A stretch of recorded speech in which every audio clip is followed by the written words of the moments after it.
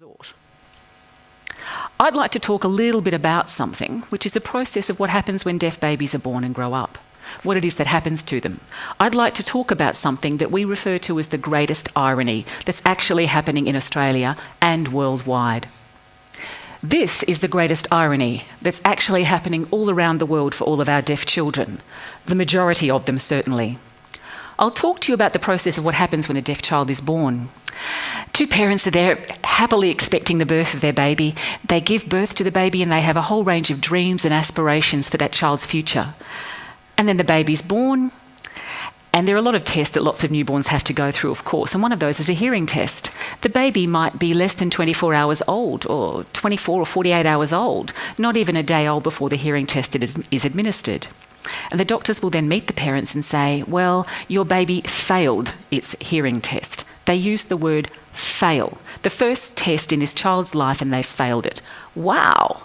Imagine what that feels like for the parents. They're overwhelmed, they're grieving, they're shocked, and that grieving process happens because many people have never actually encountered a deaf person ever in their lives until they give birth to a deaf baby. It's the first deaf person they meet, and that's quite profound. The process is then that doctors will come and talk to the parents, and they refer to this as intervention. They talk to the parents and say, you need to do this, this and this. There are a number of tools you will need, like a cochlear implant or a hearing aid, and your child really has to learn to speak and hear. It's the only way that he or she will fit into society. And if they don't do that, they just won't be successful. If they use sign language, well, yeah, it's an option, but it's really not something we'd encourage. Doctors focus on a medical view of deafness. They see the child as a medical problem, something that's broken and needs to be fixed and repaired, and then the problem is solved and they can then join society. But parents don't have an option to meet deaf role models or deaf adults that they can ask questions of. That just doesn't happen for them. And the consequence of that is that the outcomes are dreadful, and there we have this irony.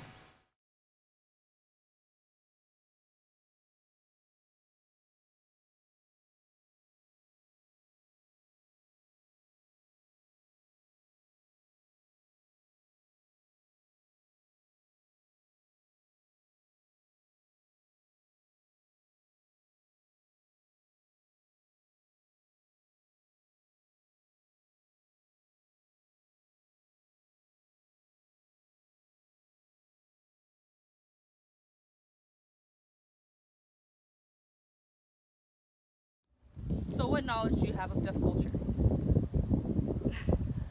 I don't have much knowledge, to be honest.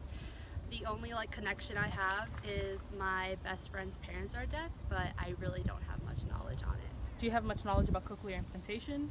No, I don't. So what's your knowledge of deaf culture? Is nothing. I don't know anything of it. Do you know anything about cochlear implantation? Nope. How about their effects on deaf culture? Nope. So, do you know anything about deaf culture? No, I do not. Do you know anything about cochlear implantation? No, I do not. Do you have any knowledge about deaf culture in general? No, How about cochlear implantation? a little. What do you know about cochlear implantation? Little machines that they put in the ear to make deaf people hear a little bit. Do you know about their impact with deaf culture? Or? No.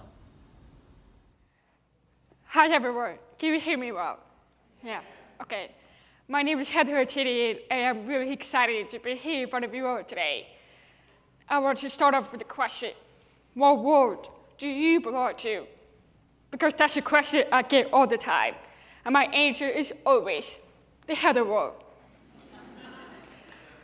Today I want to tell you about how I got to the Heather world, and I sincerely hope that what I'm about to say today will help you understand better why you should build bridges between the worlds of your whole lives. I was born very deaf, which means I could not hear anything but a topic bob, which would be useful. I'm thankful for that. Otherwise, I get a peaceful night of sleep every night without fail, which is awesome. My family is deaf. My parents are deaf. They're also culturally deaf, which means they communicate using sign language. They work in deaf schools.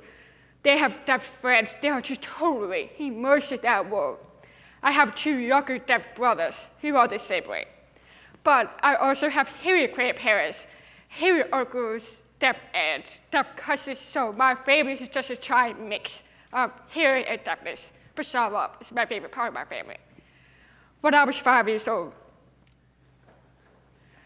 I was standing on a bridge, and to my left were my deaf parents and the deaf world, and to my right were my hearing grandparents and the hearing world.